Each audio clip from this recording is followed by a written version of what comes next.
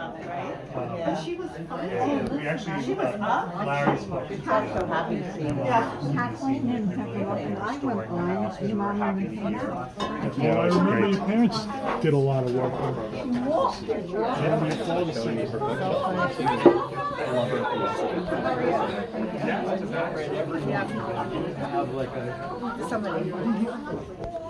Hi. Thank you. Hey, Jeffrey. Good to see you. I saw Just a minute.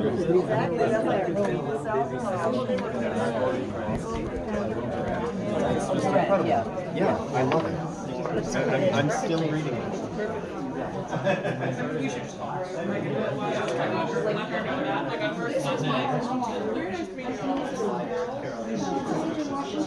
Yes. I know, right? It was really more like lifestyle. Hi. A minute.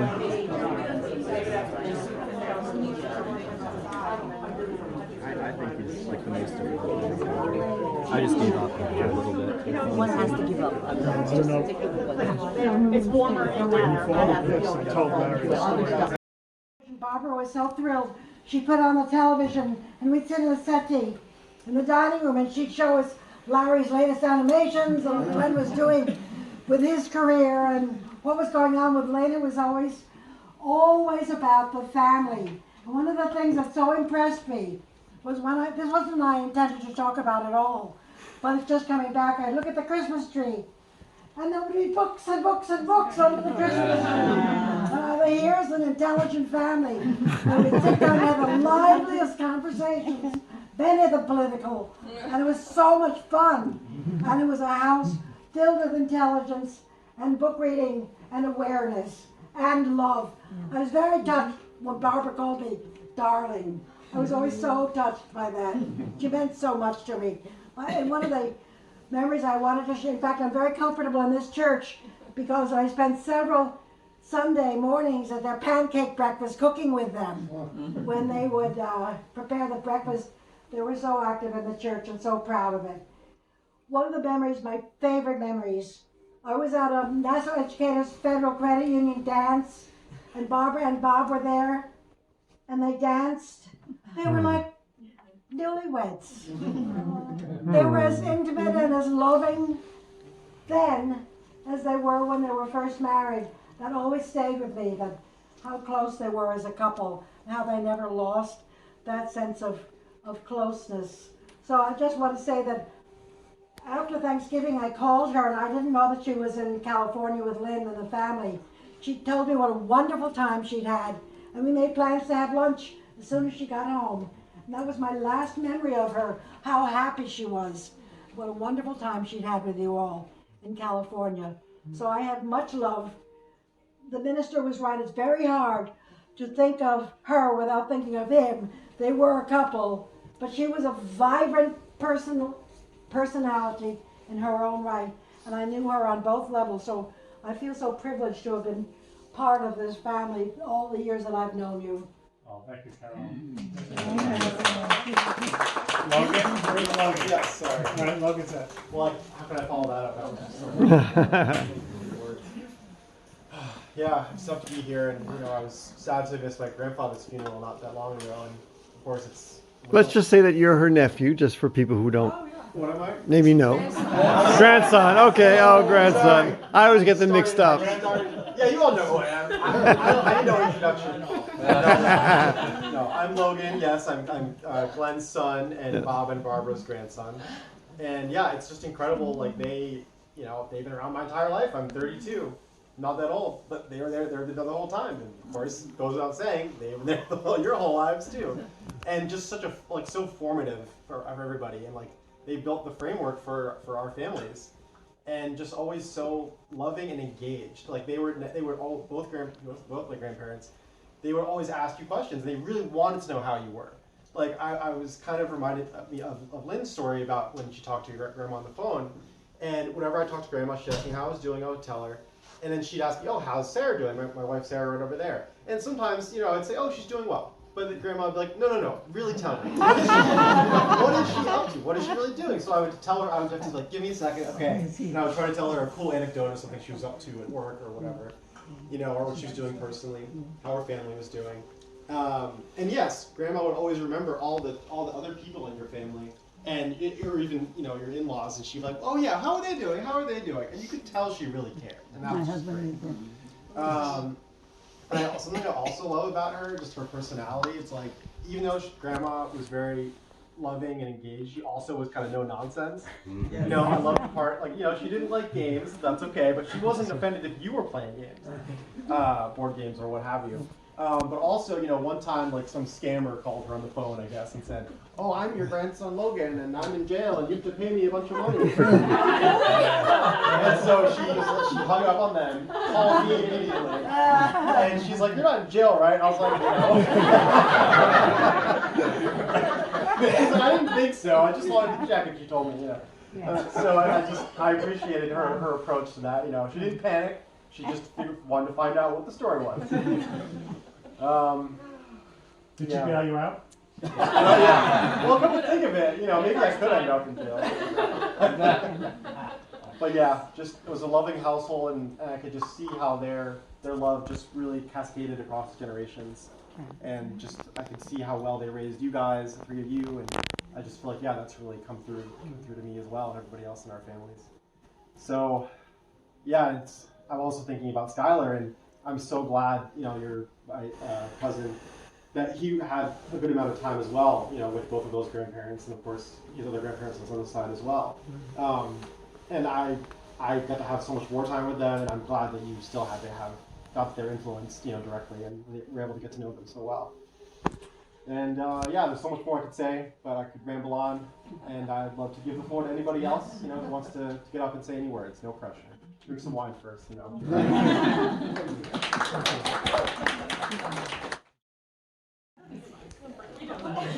right, Skylar, take it away. Okay. I guess I'll just. This is more of an appreciation of one of her many attributes that I find really compelling, and rather than just one story, it's kind of the culmination of a bunch of smaller stories that resulted in her being so amazing. And I think what I'm going to carry with me for a long time, something that I'll always remember about her, is her intellect. And she was an incredibly well-read person, and ever since I could first read or know anything, I always admired her so much for that. And I always wanted to be, as smart as her. And she was an inspiration to me, and my hero in a lot of ways, and just really, really incredible. Yeah, that's it.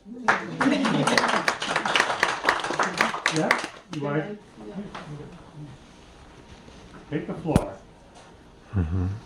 Aida. Hi, my name is Aida Neyman. Lynn mentioned that Barbara and Bob were interested in archaeology. They were really interested in biblical archaeology. And I'm the immediate past president of the Archaeological Institute of America in Long Island. So I knew Bob and Barbara for a little over 35 years. They were interested in archaeology, but mostly in biblical archaeology. The Archaeological Institute of America held their meetings once a month in Hofstra until COVID. But the biblical group held their meetings in homes. So we met in Glen Ruppel home many times. They met in my home and in the biblical group had about 10 people. So by the time you came around, it was nearly a year since you met in the same home again. But the Ruppels also helped us. At the end of every year, we used to have an outing. So for many years, they helped us get Garvey's Point because they lived in Vancouver. So we always would remember them because they helped us to get Garvey's Point. And we had many great times with them.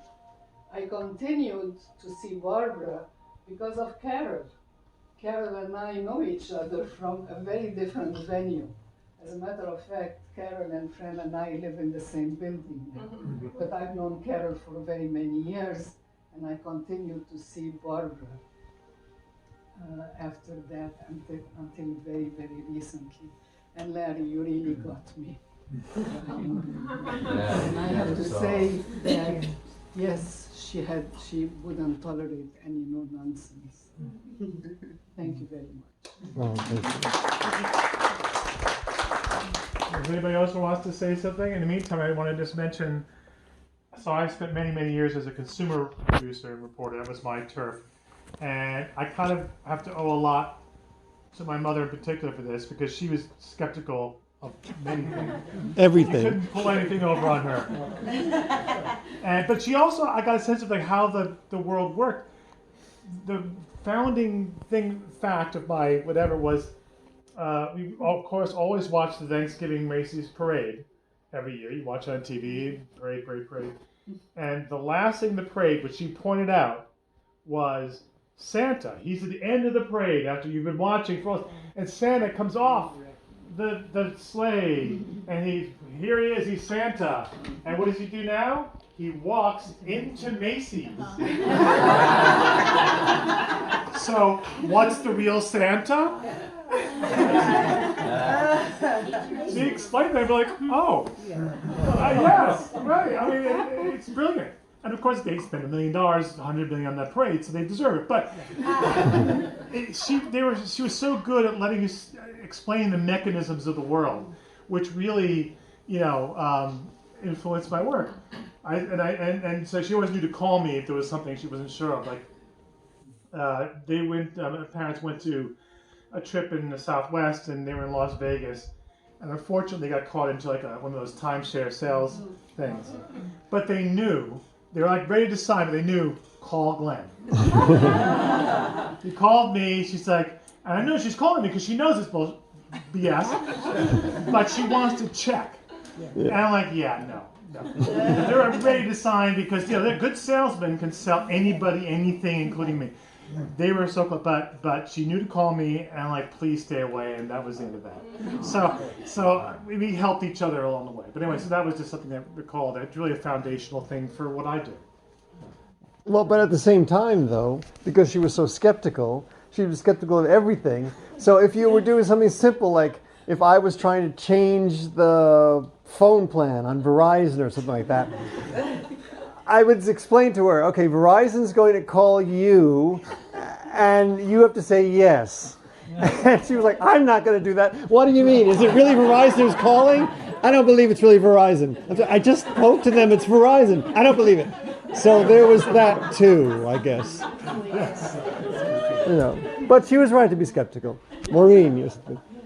So I was not going to say anything, but I feel like you're compelled from the conversation of biblical archaeology and all this conversation. So I'm Maureen, I'm Glen's wife, and we got married a few years ago, and I remember at the wedding I said that please allow me to do for you and what my parents would not let me do for them, which would be to give and be generous and just whatever you need. And there was a grace and a peace that I, as a child, did not experience in my own life, of Barbara and Bob, of whatever was going on. There was always a calmness about it. Mm-hmm. The conversations were peaceful. Mm-hmm. Even if there was a conversation that needed a little energy around it, there was still a level of peace and grace. Mm-hmm. And so I really value that tremendously. Mm-hmm. And why I'm standing up now is because the bonding really was our spiritual connection. Mm-hmm. And so as much as what's so compelling about, I won't say yes to Verizon, I won't do this, I won't do that, there was never a doubt in her faith and her belief system. That's nice. And so she and I shared that very much. And when I had been ill, not just a couple of years ago, she had this vision of St. Anne, and she had shared it with me, and I was right in there with her, and there was this comfort that she and I shared. And so with all this willed strength, her belief in God and her faith was absolutely flawless. And so her knowledge of biblical archaeology and her seeking, there was never a doubt in any of that, even though she doubted the earthly processes. And for that, I am so grateful, because that was a gift to me. So.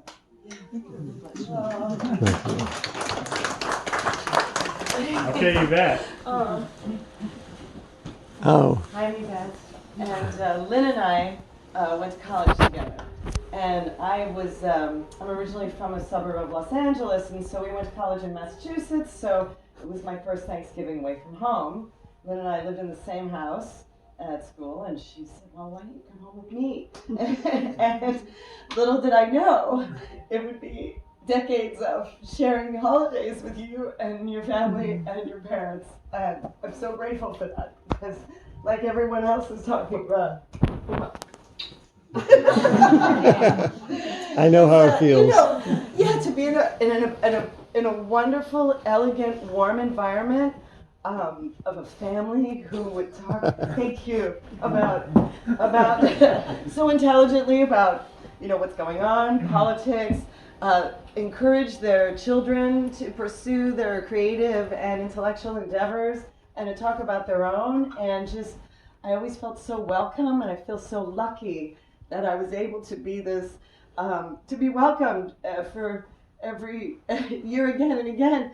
And I've always loved Barbara's sense of humor, and the way she'd sit at the end of the table, and and then she'd always say that same thing, that love you, and beautiful things on the phone and in person. And meanwhile, the holidays were just amazing, almost Norman Rockwell level, incredible detail, but mostly it's the warmth of the family, and how everyone could just be together and share. Maybe we'd get a little controversial, maybe not, and Carol would come, and just other many events. And I'll always remember, and even this happened when you're at your father's memorial, be at the house and just say, so, are you spending the night? And I would always, and sometimes I was never prepared, because I didn't want to presume, but I'll always remember how there'll always be amazing memories for me. And anytime we'd meet in Manhattan, I could go on and on, but your parents are incredible people, really special, and I'm grateful for that. Thank you. Thank you.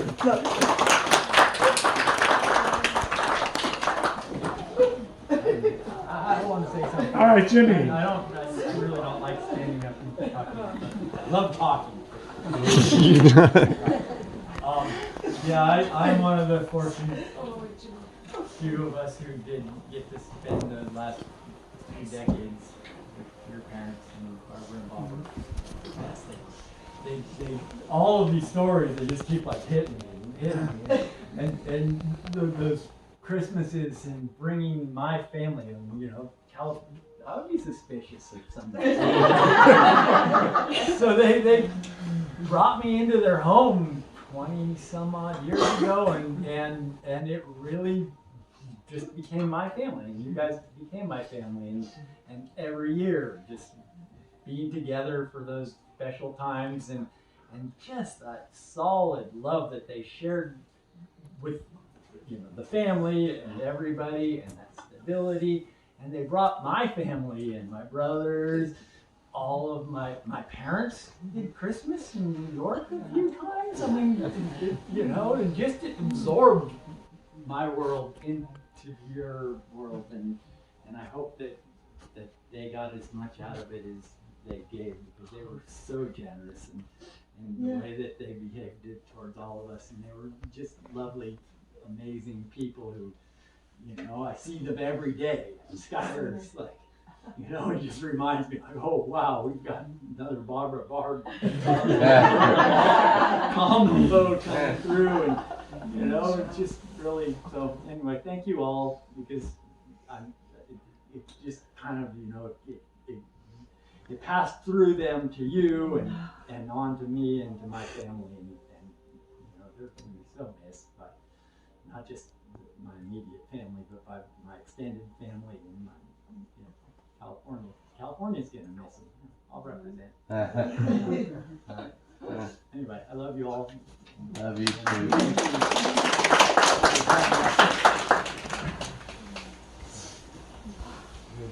I'll say something. Oh, all right, John. John, okay. Hi, my name is Jonathan, and I have known Lynn for 45 years. Oh. I loved spending time at her house. She had the family that I always wanted.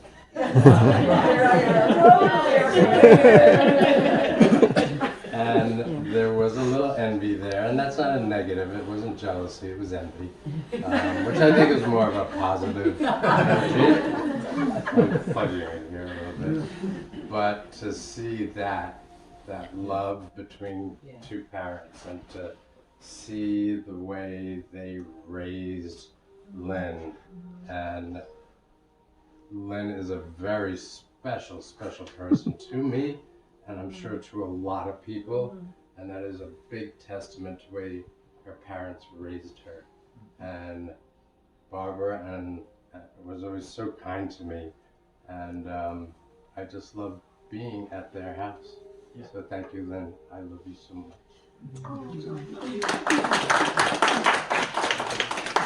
I have just one quick thing. Oh, excellent. I probably shouldn't be speaking because I'm not as close as Jonathan and some of the others are. I met Barbara and everybody when I was a teacher of Larry when he was about 14. So I then met Glen, who I also taught, and I met Lynn, who I also taught. It's like the teacher of them in the Glen High School. And during that time, Larry and Glen started in on their careers of making movies and other theatrical events. And so, because I was a theater teacher there, I was invited to come in at one point to do this, and I walked into this house, and I had two boys that I was raising, and I was raised for a family that was very, very particular. Everything was in its place. There were, you know, pinkies were raised. It was all there. I walked in this house, and they had taken the whole first floor apart. They had moved the furniture, there were drapes places, they had props and all kinds of crazy things, and there were cameras and lights. And I walked in and I was like, oh my God, this is unbelievable. I mean, I was in heaven. I thought I went to theater heaven. Because here they were, these boys were, and Barbara and Mom were, okay, we'll just sit over here, do what you want. What? I couldn't believe it, that they were so calm and welcoming and encouraging them. I remember tearing the place apart. And they would put it back, it's all fine. I was like, this has got to be the best family in the world. And I will say this, that I had two boys, close in age, who were running roughshod over me. I didn't know what to do with them. And when I saw how Barbara was raising these three children with so much creativity that was bursting out of all their blood vessels, including this one with the writing, I can't tell you. Yeah. I said, you know, I could learn something from this. And I decided I wasn't going to bring up my children the way I was brought up, straight-laced, and everything had to be in its place and perfect. And I don't think I ever achieved what the Ruppel family did, which was just so, as we've all listened and heard, so magnificent. But I did get better, and I do thank them for that.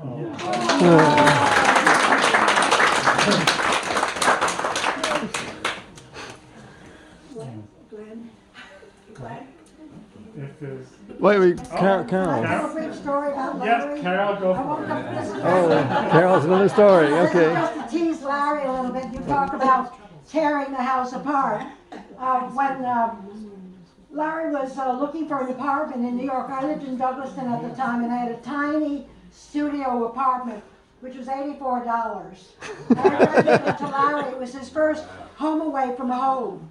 And I was very particular about my little apartment. My father had built in a bed in the wall for me, and I loved that little apartment. When I came back sometime later to visit it, it was a shambles. It was a young guy's apartment. apartment. Stuff was all over the floor. Everything was upside down. I was absolutely horrified. I never said a word. I wish you well. And I'll see you around. That was one of my first memories of you in Douglaston. Still creative as could be, but full of vitality and energy. I cleaned up after.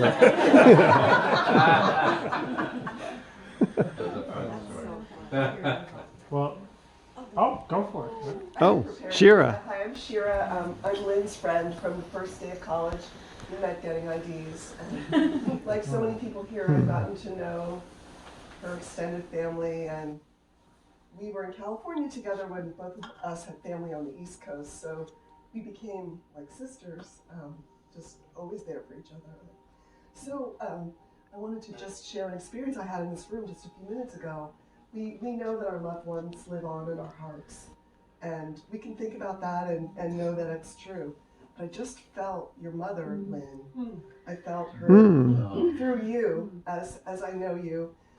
So we were friends through our 20s. Everybody's freaking out but Lynn, and we there was this calmness that you always brought to every interaction, and I love you, and I loved you for that, but now I know that it came from your mom and from your dad.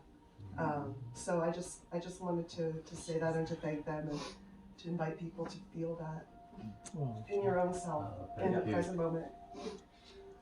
Thank you. Thank you. This is my cousin Griselda. She also said that she felt a presence of both my parents at the church. Didn't you just say that? My mother, Griselda Ruppel, Robert was her cousin. Yes. So she would often come to all family gatherings, parties and everything, and I always loved her. And one thing I really felt about her is that I could talk to her. You know, I had trouble with my parents, and I could confide in her. And she had a great sense of humor. I remember her saying that Robert, they had a new car that talked, right? And the car would talk to Robert. But it didn't talk to her. She said the car was Robert. But anyway, it's so great to hear all these stories because there's so many different dimensions and so many different aspects to her life, and you really learn something from the part that everybody played in it. And I really do believe she was a very special person.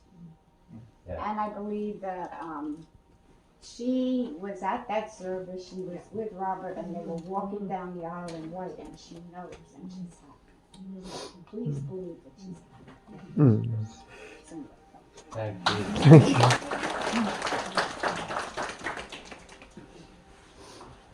Anybody else? No? No? Okay. Well, I want to thank everyone for sharing their beautiful memories.